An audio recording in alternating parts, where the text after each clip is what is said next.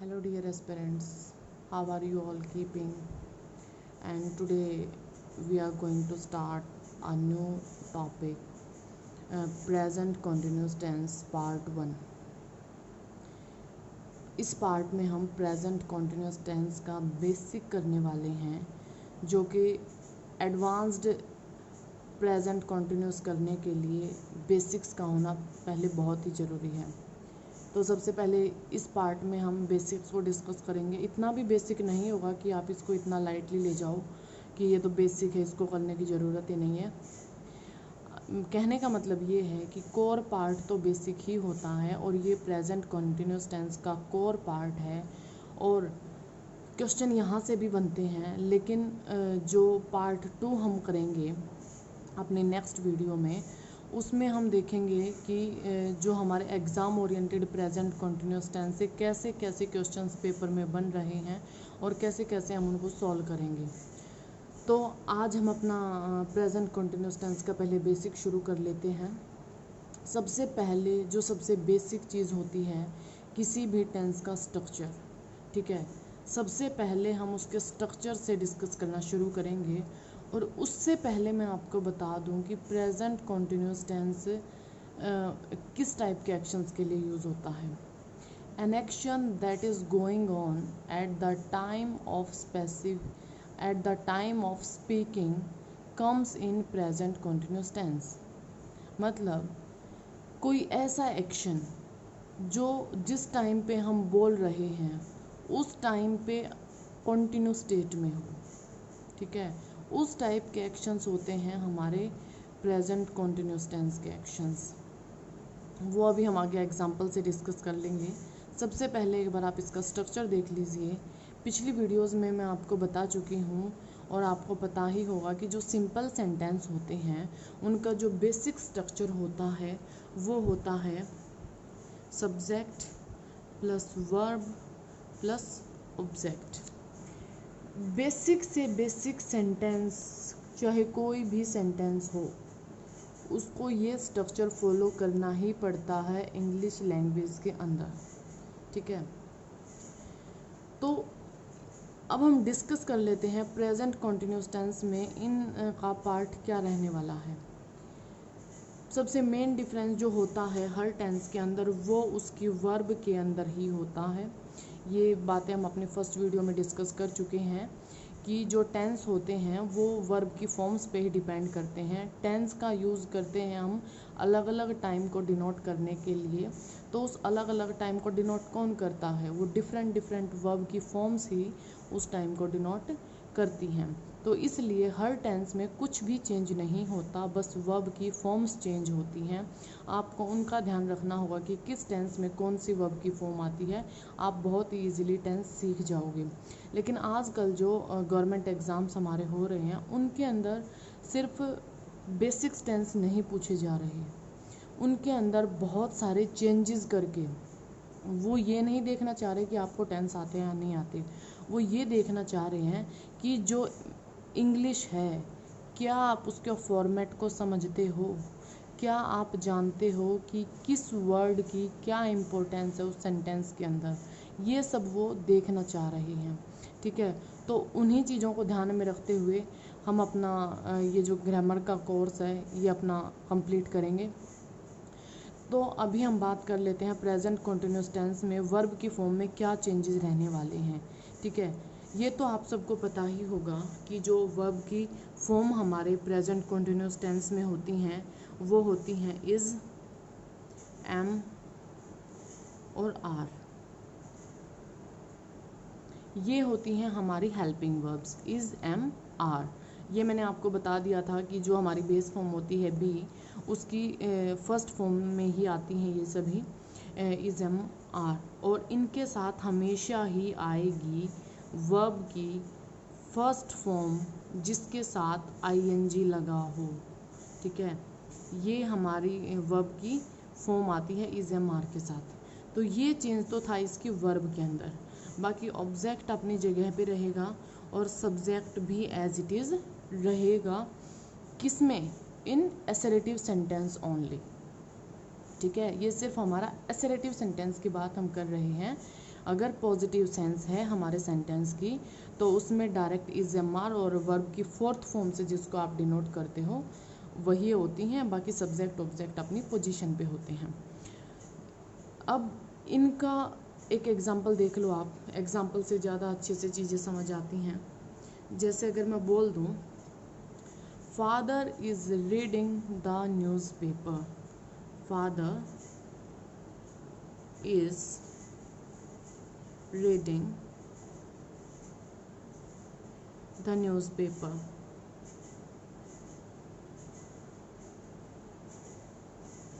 Father is reading the newspaper.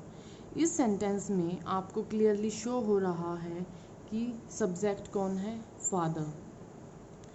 यहाँ पे is हमारी हेल्पिंग वर्ब है, रीड प्लस ING ये हमारी वर्ब की फोर्थ फॉर्म है, मतलब वर्ब की फर्स्ट फॉर्म प्लस ING क्या होती है, वर्ब की फोर्थ फॉर्म से हम इसको डिनोट करते हैं। और द न्यूज़पेपर यहाँ पे कंप्लीट ऑब्जेक्ट है। तो ये प्रेजेंट कंटिन्यूस टेंस में अफर्मेटिव सेंटेंस का स्ट्रक्चर रहने वाला है और इस टाइम से उसके सेंटेंस फॉर्मेशन होती है। अब हम डिस्कस कर लेते हैं कि जो हमारे प्रेजेंट कंटिन्यूस टेंस है या कोई भी टेंस है उसमें स्ट्रक्चर मेनली 3 तरह से बनते हैं। असर्टिव फॉर्म में बनते हैं, नेगेटिव फॉर्म में बनते हैं और इंटेरोगेटिव फॉर्म में बनते हैं। तो कैसे कैसे वो सेंटेंस बनेंगे और कैसे कैसे हम उनके साथ डील करेंगे एक बार वो और देख लेते हैं। अब हम बात कर लेते हैं नेगेटिव सेंटेंसेस की। अगर हमारा सेंटेंस नेगेटिव हो तो क्या होगा?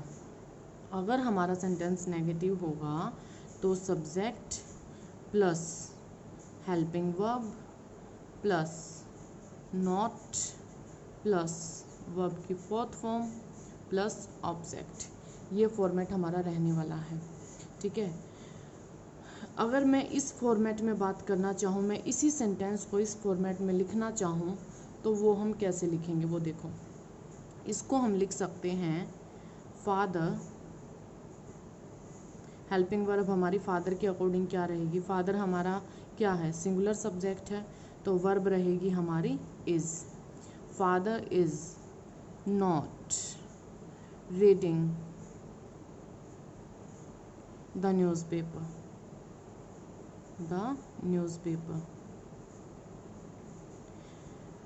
इस चीज़ का एक चीज़ का आपको यहाँ पे ध्यान रखना है कि जो ये हेल्पिंग वर्ब है और जो ये मेन वर्ब है इसके बीच में नोट आता है या हेल्पिंग वर्ब के बाद नोट आता है या मेन वर्ब से पहले नोट आता है, इसकी पोजीशन आपको बिल्कुल ही मतलब क्लियर होनी चाहिए। ठीक है, और हमेशा मोस्टली इस टाइप की मिस्टेक्स भी पेपर में बन जाती हैं। ठीक है, तो इस चीज़ का हमेशा ध्यान रखना कि जो हेल्पिंग वर्ब होती है, मतलब जो हेल्पिंग वर्ब तो होती है, जो मेन वर्ब होती है नोट हमेशा उससे पहले ही आता है। जो हमारी मेन वर्ब है नोट हमेशा ही उससे पहले आता है। ठीक है, मेन वर्ब से पहले आएगा हेल्पिंग वर्ब चाहे कहीं भी हो। ठीक है, तो नोट हमेशा मेन वर्ब से पहले आएगा, ये चीज़ आप क्लियर रखना। यहाँ पे ये हमारी मेन वर्ब है और उससे पहले हमारा नोट आया है। ठीक है, अब आप ये मत कहना कि जो कॉन्ट्रैक्टेड फॉर्म्स होती हैं जहाँ पे नोट हेल्पिंग वर्ब के साथ लग जाता है वहाँ पे हम कैसे कह सकते हैं कि वो मेन वर्ब से पहले आएगा। ठीक है, क्योंकि उनमें आगे इंटेरोगेटिव फॉर्म्स भी बनती हैं तो वो हम अभी डिस्कस कर लेंगे। पहले आप इसकी एक फॉर्म और देख लीजिए जो होती है हमारी इंटेरोगेटिव फॉर्म। ठीक है, इंटेरोगेटिव फॉर्म में क्या सिस्टम रहता है, जो इंटेरोगेटिव फॉर्म होती है उसमें मेन रोल होता है हेल्पिंग वर्ब का। पिछली क्लासेस में जब हमने डिस्कस किया था तो आपको ये चीज़ क्लियर हो चुकी होगी कि जब भी हमें किसी भी सेंटेंस को इंटेरोगेटिव बनाना होता है तो हम उसकी हेल्पिंग वर्ब को सब्जेक्ट से पहले प्लेस कर देते हैं। तो इसी तरह से यहाँ पे हम क्या करेंगे, हमारा फॉर्मेट हो जाएगा helping verb plus subject plus अगर नोट है तो नोट, मैं नोट से भी बना के दिखा देती हूँ आपको। ठीक है, प्लस में मेन वर्ब प्लस ऑब्जेक्ट। ये आप कंफ्यूज मत होना कि मैंने यहाँ पे वर्ब की फर्स्ट फॉर्म आईएनजी लिख दिया, यहाँ पे वर्ब की फोर्थ फॉर्म लिख दिया, यहाँ पे मेन वर्ब लिख दिया, सभी से एक ही मतलब निकलता है, ठीक है। वर्ब की फर्स्ट फॉर्म प्लस आईएनजी को ही फोर्थ फॉर्म कहते हैं और यही हमारी मेन वर्ब भी होती है। मेन वर्ब का मतलब है यही हमारी एक्शन वर्ब होती है जो हमारे मेन एक्शन को डिनोट करती है। हेल्पिंग वर्ब तो बस उसको असिस्ट करने के लिए आती है, मतलब उसके एक्चुअल टाइम को डिनोट करने के लिए हेल्पिंग वर्ब उसके साथ आ जाती है, ठीक है। तो ये फॉर्मेट रहेगा। अगर यहाँ पे नोट ना हो, अगर यहाँ पे नोट ना हो तो सिंपल सी बात है, helping verb plus subject plus main verb plus object, ये हमारा फॉर्मेट रहेगा। अगर इसी सेंटेंस को हम यहाँ पे लिखना चाहें तो कैसे लिखेंगे? अगर इसी को हम लिखना चाहें, सबसे पहले तो मैं लिख देती हूँ इसको इस वाले फॉर्मेट में। यहाँ पे लिखोगे फादर,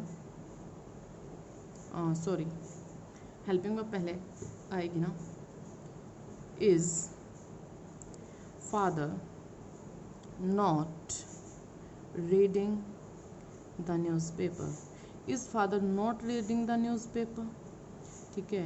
वहाँ पे वो ये पूछना चाह रहा है, ये सेंटेंस अगर आप ध्यान दो तो हमारा क्या है, इंटेरोगेटिव भी है और नेगेटिव भी है। क्या फादर न्यूज़पेपर नहीं पढ़ रहे, क्या पिताजी न्यूज़पेपर नहीं पढ़ रहे, यहाँ पे वो ये कहना चाह रहा है, ठीक है। अगर खाली वो ये कहना चाहे क्या पिताजी न्यूज़पेपर पढ़ रहे हैं तो वो ये नोट नहीं लगाएगा, वो लिखेगा is father reading newspaper, reading the newspaper लिखना पड़ेगा, ठीक है, क्योंकि एक पर्टिकुलर न्यूज़पेपर की हम बात कर रहे हैं, कोई जनरल न्यूज़पेपर की हम बात नहीं कर रहे हैं। तो द पेपर है, यहाँ पे हमें लिखना पड़ेगा द न्यूज़पेपर, ठीक है। Are you getting my points, ठीक है। आई होप आपको समझ आ रहा होगा सब अच्छे से। तो ये तो हो गई हमारे जस्ट इसके फॉर्मेट की बात, कि 3 टाइप से इसका फॉर्मेट होता है। अब हम बात कर लेते हैं, मैं आपको यहाँ पे कह रही थी कि मतलब जो मेन वर्ब है उससे पहले ही नोट आता है, लेकिन आप अगर कहना चाहो कि जैसे ये वाले सेंटेंसेस आ गई, यहाँ पे जो ये नोट है अगर इसके साथ चला जाए, ठीक है, isn't father reading the newspaper, तो सेम बात है, वो सेंटेंस और ये सेंटेंस सेम होगा। अगर ये लिख दे isn't father reading the newspaper, मैं आपको लिख के बता देती हूँ, ये ऐसे हो सकता है, isn't father reading the newspaper, reading the newspaper, तो सेम बात है, ये दोनों सेंटेंसेस बिल्कुल ही सेम हैं, ठीक है। यहाँ पे भी वो सेम बात कह रहा है। तो मैं आपको इस फॉर्म के बारे में बात कर रही थी ऊपर यहाँ पे कि क्या ऐसा नहीं हो सकता कि मैं कह दूँ कि जैसे मैं बोल रही थी कि जो नोट होता है वो हमेशा मेन वर्ब से पहले ही आता है, लेकिन अगर आप यहाँ पे ये बात कह सकते हो कि नहीं ये तो हेल्पिंग वर्ब के साथ चला गया, मेन वर्ब तो यहाँ रह गई। हाँ बिल्कुल, अगर कॉन्ट्रैक्टेड फॉर्म हो तो ये हेल्पिंग वर्ब के साथ भी चला जाता है, इस चीज़ से आपको कंफ्यूज नहीं होना है। और ये खाली इज से ही कॉन्ट्रैक्टेड फॉर्म नहीं बनती, यहाँ पे हमने 3 तरह की हेल्पिंग वर्ब्स को यूज़ किया है। हमने किया है इज़, एम और आर। तो मैं आपको इन तीनों की कॉन्ट्रैक्टेड फॉर्म बता देती हूँ। अगर इज़ की बात करें तो इसकी कॉन्ट्रैक्टेड फॉर्म होती है इज़न्ट, ठीक है। पहले आर की बात कर लेते हैं, इसकी कॉन्ट्रैक्टेड फॉर्म होती है आंट, आरंट नहीं बोलते, आंट। और ये बात आपको बिल्कुल ही माइंड में रखनी है, जब हम अपने क्वेश्चन टैग वाला टॉपिक करेंगे तो वहाँ पे भी हम इस बात को डिस्कस करेंगे। और मेनली जो एम है इसको ही क्वेश्चन टैग में प्रॉब्लम बना के पूछ लिया जाता है, क्योंकि मोस्टली लोगों को लगता है कि अगर इज से इज़न्ट बन रहा है, आर से आंट बन रहा है, तो एम से एमंट बनता होगा, लेकिन एमंट या एम नॉट कोई फॉर्म नहीं होती। एम का भी जो कॉन्ट्रैक्टेड फॉर्म होता है वो हमारा आंट ही होता है, ठीक है। तो ये चीज़ आपको इस टाइप के क्वेश्चंस में अपनी आगे याद रखनी है। जब भी हेल्पिंग वर्ब के साथ नोट चला जाए तो वो कॉन्ट्रैक्टेड फॉर्म बन जाता है, ठीक है। आई होप आपको यहाँ तक समझ आ रहा होगा सब अच्छे से। तो ये हम डिस्कस कर चुके हैं। अब हमें इससे आगे थोड़ा सा और टॉपिक को देख लेते हैं एक बार। अब अगर हम इंटरोगेटिव सेंटेंसेस की बात करने ही लग चुके हैं तो वहाँ पे भी मैंने जो आपका प्रेजेंट इंडेफिनिट वाला कॉन्सेप्ट था वहाँ पे भी मैंने ये बात आपको साथ में ही बता दी थी। और यहाँ पे भी मैं जो WH फैमिली वाले वर्ड्स होते हैं उनका जो इंटरोगेटिव सेंटेंसेस में जो रोल होता है उनको एक बार यहीं पे डिस्कस करना चाहूँगी। बाद में अगर टॉपिक से अलग होकर इन चीज़ों को देखते हैं तो एस्पिरेंट्स भी कंफ्यूज हो जाते हैं कि वहाँ पे तो ये इस तरह से वर्क कर रहा था और यहाँ पे ये इस तरह से वर्क कर रहा है। और ये मैं आपको उम्मीद दिलाती हूँ कि जितना मैं आपको बता रही हूँ इतना इन चीज़ों को बस ये समझ लो कि हाँ ये सब ऐसे ही होता है। और इतना तो हमें एक बार 2-4 बार इसको रिवाइज़ करके इतना तो हमें समझना ही पड़ेगा कि ये चीज़ें ऐसे ही होती हैं और हमें इनको ऐसे ही देखना पड़ेगा। अपना नज़रिया इनको देखने का बदलना पड़ेगा। जिस हिंदी से आज तक आप रिलेट कर करके टेंस सीखते आए हो उस हिंदी से टेंस सीखना या इंग्लिश सीखना बिल्कुल भी पॉसिबल नहीं है। ऐसी बात नहीं है बस हम टेंस को ही इस तरह से डिस्कस करेंगे, नहीं, हम अपने हर इंग्लिश के टॉपिक को ऐसे ही करने वाले हैं। इंग्लिश को उनके सेंटेंस के अंदर ही उसके चेंजेस को देख देख के समझने वाले हैं, ठीक है। ऐसा नहीं है कि बस हम टेंस वाला टॉपिक ऐसे करेंगे और बाकी फिर वही लोगों वाली हिंदी विंदी यूज़ करके इंग्लिश करने लगेंगे, नहीं। हम बिल्कुल इंग्लिश को इंग्लिश ना समझ के, जैसे फिज़िक्स या साइंस का कोई भी टॉपिक हमारा कॉन्सेप्चुअल होता है, उसके पीछे एक रीज़न होता है, हर चीज़ के पीछे हम पूरी इंग्लिश को एक रीज़नेबल ढंग से ही करने वाले हैं, ठीक है। तो ऐसा नहीं है, अपने माइंड को थोड़ा समझा के रखिए कि ये चीज़ें ऐसे ही होती हैं और ऐसे ही इनको सीखना पड़ेगा, तभी कुछ आज के दिन हो सकता है। अदरवाइज़ कॉम्पिटिटिव एग्ज़ाम्स तो बहुत दूर की बात हो जाती है अपने पुराने कॉन्सेप्ट्स पे चल के, ठीक है। और यकीन मानिए अगर हमारे स्कूल टाइम में हमें इस टाइप से इन चीज़ों को बता दिया जाता तो शायद आज हमें इस तरह से कोचिंग्स वगैरह के लिए नहीं भागना पड़ता, ठीक है। तो चलो एक बार डिस्कस कर लेते हैं कि इसमें जो WH फैमिली वर्ड्स होते हैं वो भी किस तरह से इंटरोगेटिव बनाने में हमारी हेल्प करते हैं और क्या क्या उनसे मीनिंग कन्वे होते हैं। जैसे एक सेंटेंस में लिख देती हूँ आपके लिए। जैसे मान लो लिख दिया, what is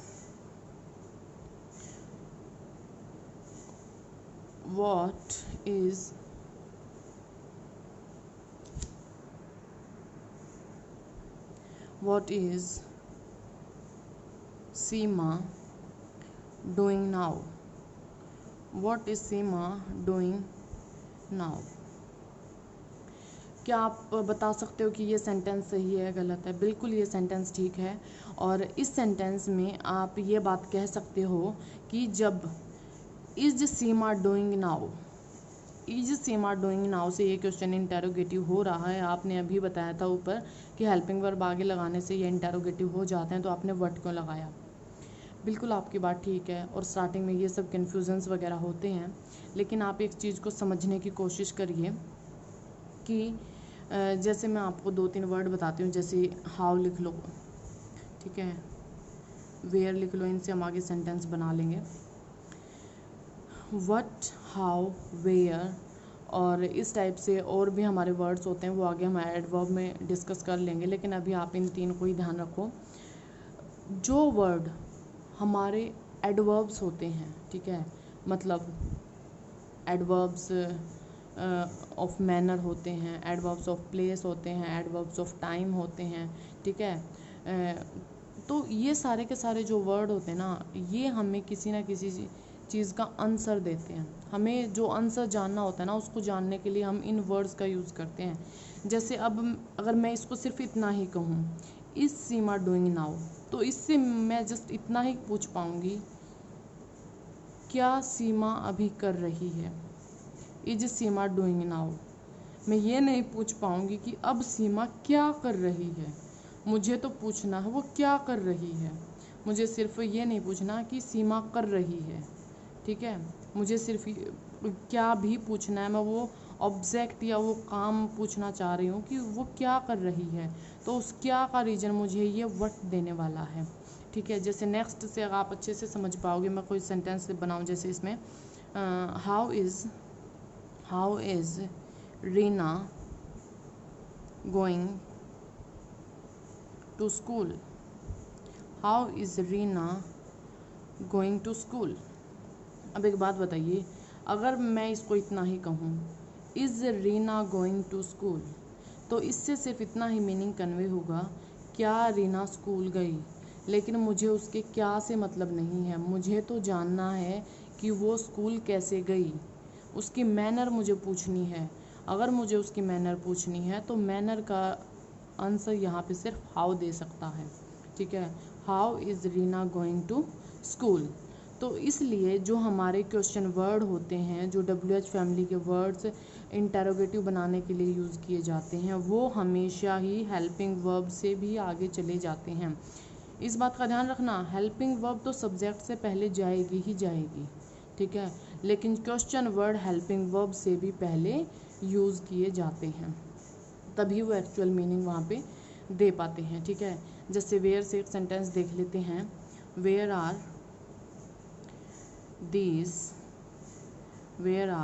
these boys going today. अगर मैं कहूँ are these boys going today, क्या ये लड़के आज चले गए, ठीक है। क्या तो मैं इसलिए यूज़ कर रही हूँ क्योंकि ये हेल्पिंग वर्ब आगे आके कुछ तो इंटरोगेट करेगी, ठीक है। एक्चुअल में यहाँ पे ये मीनिंग आने वाला नहीं है, लेकिन मैं पूछना चाह रही हूँ ये लड़के आज कहाँ चले गए। अगर मैं कहाँ पूछना चाह रही हूँ तो उस कहाँ को डिनोट करने के लिए मुझे यहाँ पे कोई एडवर्ब तो लगानी पड़ेगी। तो उसलिए उस कहाँ का जो मीनिंग है वो कन्वे करने के लिए मुझे यहाँ पे वेयर का यूज़ करना पड़ रहा है। Where are these boys going today. I hope you are getting my point, ठीक है। तो ये सब चीज़ें हमारे बेसिक में इंक्लूड होती हैं कि क्या क्या उसका स्ट्रक्चर रहने वाला है, एसरेटिव, नेगेटिव, इंटरोगेटिव स्ट्रक्चर कैसे होते हैं, और कुछ स्ट्रक्चर जो हमारे होते हैं वो WH फैमिली वर्ड्स से भी बनते हैं। आई होप, मैं समझती हूँ कि आप अच्छे से समझ चुके होंगे मैं क्या बताना आपको चाह रही थी, ठीक है। अब हम देख लेते हैं कि जो प्रेजेंट कॉन्टिन्यूस टेंस होता है, वो मैंने आपको स्टार्टिंग में डेफिनेशन बता दी थी कि जो प्रेजेंट कॉन्टिन्यूस टेंस होता है वो हम जिस टाइम पे बोल रहे हैं उस टाइम पे हमारे चारों तरफ जो एक्शन गोइंग ऑन कंडीशन में होते हैं उन एक्शंस को डिनोट करने के लिए हमारा प्रेजेंट कॉन्टिन्यूस टेंस यूज़ किया जाता है। अब हम इन चीज़ों को एक बार एग्जांपल से समझ लेते हैं कि ये स्टेटमेंट आपको क्या कहना चाह रही है। जैसे यहाँ पे हम एक एग्जांपल से देख लेते हैं, You are studying English now. You are studying English now. अगर मैं बोलूँ आप अभी इंग्लिश पढ़ रहे हैं, इसका मतलब मैं जिस टाइम पे बात कर रही हूँ उस टाइम पे आपका पढ़ने का काम, स्टडी करने का काम हो रहा है, ठीक है। या फिर मैं कहना चाहूँ I am teaching English now, मैं अभी इंग्लिश टीच कर रही हूँ, पढ़ा रही हूँ। तो जिस टाइम पे मैं ये बात बोल रही हूँ उस टाइम पे मैं पढ़ा रही हूँ।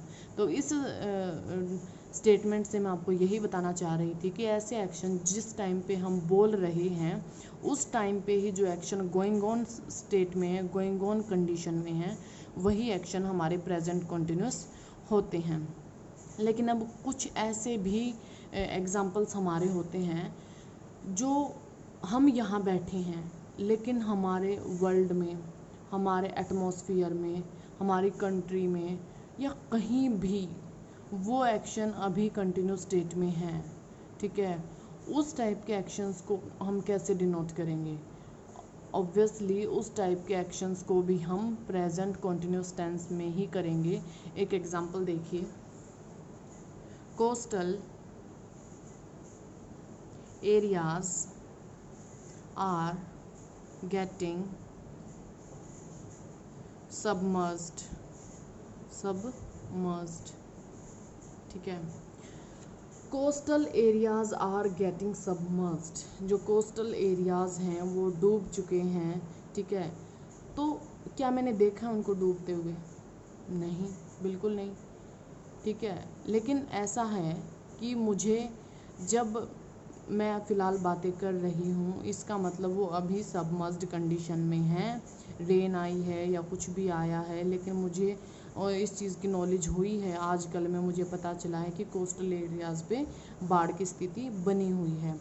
तो उन सेंटेंसेस को भी मैं इसी तरह से बोल सकती हूँ कि coastal areas are getting submerged. ठीक है, मतलब इन दिनों वर्ल्ड में जो भी चल रहा है उन सब चीज़ों को भी आप, लेकिन कंडीशन ये है वो एक्शन हमारा कॉन्टिन्यूस स्टेट में होना चाहिए। ठीक है, कॉन्टिन्यूस स्टेट में वो एक्शन हमारा होना चाहिए, तभी हम उसको प्रेजेंट कॉन्टिन्यूस टेंस में लिख सकते हैं। जैसे एक एग्जांपल से और आप अच्छे से समझ पाओगे इस चीज़ को।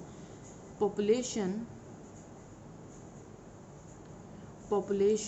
Is increasing day by day. Population is increasing day by day. अब एक बात बताइए, क्या मैं जिस टाइम पे बोल रही हूँ इसी टाइम पे पॉपुलेशन इंक्रीज हो रही है? नहीं, इसी टाइम पे तो नहीं हो रही ना, लेकिन इन दिनों लगातार पॉपुलेशन इंक्रीज कर रही है, तो उस बात को भी मैं इस तरह से बोल सकती हूँ कि अभी इन दिनों पॉपुलेशन इंक्रीज हो रही है, day by day population increase हो रही है, तो उन चीज़ों को भी मैं प्रेजेंट कॉन्टिन्यूस टेंस में लिख के डिनोट कर सकती हूँ। इन चीज़ों का आप ध्यान रखना। अब कुछ एक्शंस ऐसे भी होते हैं, जैसे हमारा कोई भी नॉन पर्सन है, ठीक है, और वो इन दिनों कोई बुक लिख रहा है, तो क्या मैं उसको, जब वो बुक लिखता है तो मैं क्या उसको देखती रहती हूँ? नहीं, लेकिन मुझे पता है वो बुक लिख रहा है। अब बुक कोई ऐसी चीज़ नहीं है कोई एक पेज है 10 मिनट में लिखा और कंप्लीट हो गया। नहीं, बुक तो ऐसी है जो 1 2 3 साल भी लग जाते हैं लोगों को लिखते लिखते। ठीक है, काफ़ी टाइम लग जाता है, तो एक लॉन्ग ड्यूरेशन का काम है। तो इस टाइप के एक्शंस भी कॉन्टिन्यूस में ही आते हैं, क्योंकि वो कॉन्टिन्यूस स्टेट में होते हैं। मैंने आपको जो हमारी टेंस की सबसे फर्स्ट क्लास है, सबसे टेंस की जो फर्स्ट क्लास है, उसमें मैं आपको ये सब बता चुकी हूँ कि कंटिन्यू जो स्टेट वाले एक्शन होते हैं वो कैसे होते हैं, इंडेफिनेट के कैसे होते हैं, परफेक्ट के कैसे होते हैं और परफेक्ट कॉन्टिन्यूस के कैसे होते हैं। अभी हम डिस्कस कर रहे हैं, तो मैं एक बार आपको दोबारा कंटिन्यू वाले एक्शन रिमाइंड करा देती हूँ। जैसे कोई एक्शन यहाँ से शुरू हुआ, किसी ए पॉइंट से कोई एक्शन शुरू होता है, ठीक है, और उसको बी पर जाना है। ठीक है, मान लिया कि एक बंदे ने यहाँ पे बुक लिखनी शुरू की और यहाँ पे जाके उसकी बुक कंप्लीट हो जाएगी, लेकिन उसकी बुक अभी यहीं पे है। ठीक है, ये टाइम अभी उसको कवर करना है, उसने अभी इतनी ही बुक लिखी है। ठीक है, तो क्या ये एक्शन परफेक्ट है? नहीं, परफेक्ट जब होगा जब ये काम कंप्लीट हो जाएगा। इसका मतलब ये कंप्लीशन की स्टेट में नहीं है। अगर ये कंप्लीशन की स्टेट में नहीं है तो ये कंटिन्यू एक्शन है। कंटिन्यू एक्शन का ऐसा होता है, वो किसी, हमें पता होता है कि वो इस टाइम से शुरू हुए हैं, ठीक है, लेकिन अभी वो ख़त्म नहीं हुए हैं, हमें ये भी पता होता है। ठीक है, तो ऐसे एक्शन जो शुरू हो चुके हैं लेकिन ख़त्म नहीं हुए हैं, बीच में कहीं पे भी हैं, वो हमारे सारे के सारे प्रेजेंट कॉन्टिन्यूस टेंस की कैटेगरी में ही आते हैं। तो हम कैसे लिखेंगे इस बात को कि वो आजकल बुक लिख रहा है? तो हमें लिखना पड़ेगा he is writing a book. ठीक है, वो एक बुक लिख रहा है। ठीक है, he is writing a book. तो हमें इस चीज़ को ऐसे लिखना पड़ेगा कि इन दिनों लगा लो, या फिर एक बुक लिखनी उसने शुरू कर रखी है बट वो कंप्लीशन पे नहीं है। ठीक है, कंप्लीट नहीं है, ये बात हमें इस वर्ब से ही पता चली, क्योंकि उसने लिखा इज़ राइटिंग। इज़ राइटिंग का मतलब है उसने बुक लिखनी शुरू कर दी है लेकिन उसकी बुक अभी कंप्लीट नहीं हुई है। और इन वर्ब की हेल्प से ही मैं कोशिश कर रही हूँ कि आप इंग्लिश की हर बात को समझने में सक्षम हो सको, हर बात को सिर्फ इन वर्ब को देख के ही आप ये पता लगा सको कि किस टाइम की ये बात कर रहा है और क्या ये कन्वे करना चाह रहा है। ठीक है, तो उम्मीद करूँगी आपको मेरे एफर्ट्स अच्छे लग रहे होंगे और आप इसी तरह से मेहनत करके अपने किसी भी एग्ज़ाम को निकालेंगे। ठीक है, तो इसमें एक पॉइंट और हमारा रहता है, फिर अगली क्लास में हम अपनी जो बिल्कुल ही exam oriented present continuous tense के जो क्वेश्चंस आते हैं उनको डिस्कस करेंगे और उनसे रिलेटेड कॉन्सेप्ट्स को डिस्कस करेंगे। तो उससे पहले यहाँ पे जो हमारा एक लास्ट पॉइंट बचता है वो क्या होता है कि मैंने आपको प्रेजेंट इंडेफिनिट टेंस में भी बताया था कि जो हमारे नियर फ्यूचर के इवेंट्स होते हैं उनको हम प्रेजेंट इंडेफिनिट टेंस में लिखते हैं, ठीक है। लेकिन अगर उन एक्शंस को प्रेजेंट कॉन्टिन्यूस में भी लिख दिया जाए तो वो गलत नहीं होगा, बशर्ते वो एक्शन हमारे नियर फ्यूचर के होने चाहिए, ठीक है। नियर फ्यूचर के होने चाहिए और शेड्यूल्ड होने चाहिए। उनको हम कॉन्टिन्यूस में भी लिख सकते हैं और प्रेजेंट इंडेफिनिट में भी लिख सकते हैं, ठीक है। तो नियर फ्यूचर के जो एक्शन होते हैं उनको भी हम लिख सकते हैं। तो एक एग्जांपल से देखिए इस चीज़ को। फॉर एग्ज़ाम्पल मैं ले लेती हूँ, I am going to Delhi tomorrow, ठीक है। I am going to Delhi, I am going to Delhi, but when? Tomorrow, tomorrow, ठीक है। तो ऐसे एक्शंस जो हमने आज ही डिसाइड कर लिए हैं, ठीक है, मैंने आज ही डिसाइड कर लिया कि कल मुझे दिल्ली जाना है, तो इस टाइप के एक्शंस हमारे नियर फ्यूचर है, कल कोई ज़्यादा दूर थोड़ी है, नियर फ्यूचर ही तो है, तो उसको भी हम प्रेजेंट कॉन्टिन्यूस टेंस में लिख सकते हैं। और मैंने इसी के बारे में आपको ये भी बताया था प्रेजेंट इंडेफिनिट टेंस में कि यहाँ पे हम प्रेजेंट इंडेफिनिट लिख सकते हैं। अगर यहाँ पे आपको प्रेजेंट इंडेफिनिट लिखना है तो आप इसको यहाँ पे लिख सकते हो, आई एम गोइंग के बजाय आप लिख सकते हो I go to Delhi tomorrow, I go to Delhi tomorrow, वो भी गलत नहीं होगा, ठीक है। सो फ्रेंड्स, आई होप आपको आज के सारे कॉन्सेप्ट अच्छे से समझ आए होंगे, आप समझ पाए होंगे कि मैं किस तरह से आपको टेंस को बिल्कुल एक डिफरेंट डायरेक्शन देके समझाना चाह रही हूँ। और अगर आप इसी डायरेक्शन में और इसी स्पीड के साथ मेरे साथ बने रहे तो बहुत ही जल्दी आपका जो इंग्लिश का जितना भी सिलेबस है जो हमारा कम्पिटिटिव एग्ज़ाम से रिलेटेड या आपकी जो बेसिक अंडरस्टैंडिंग डेवलप करने से रिलेटेड है, जो आपको आगे स्पोकन में या फिर जो हमारे राइटिंग वाले एग्ज़ाम्स होते हैं उनमें भी बहुत ही हेल्प करेगा, ठीक है। तो मेरे को मोटिवेट करने के लिए प्लीज़ लाइक करना, दूसरों को भी फ़ायदा हो सके, ठीक है, इसलिए शेयर भी करना और मेरे चैनल को प्लीज़ सब्सक्राइब भी करना, जिससे आपको आने वाले अपडेट्स टाइम टू टाइम मिलते रहें और कोई भी चैप्टर कोई भी कॉन्सेप्ट आपका स्किप ना हो। Thank you friends.